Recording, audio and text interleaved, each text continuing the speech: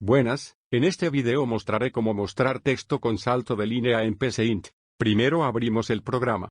Luego damos clic a la opción de escribir para que se muestre la estructura. Ahora vamos a quitar las palabras que dice lista de expresiones y se cambia por comillas dobles. Ahora entre las comillas dobles se pone el texto deseado a mostrar.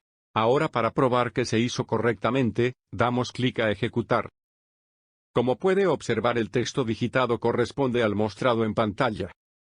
Ahora vamos a mostrar texto con salto de línea, por lo que se pone la palabra clave escribir con comillas dobles. Luego ponemos el texto deseado en la nueva línea. Ahora vamos a ejecutar para validar que se hizo correctamente. Como se puede observar, existe un espacio en blanco entre los textos. Esta es una manera para que exista un espacio entre los textos. Sin embargo, en PCInt se hace un salto de línea por cada estructura de escribir, como se puede observar. Por favor, dele suscribir a mi canal para estar pendiente de nuevo contenido gratuito. Espero que el video le haya sido de mucha utilidad.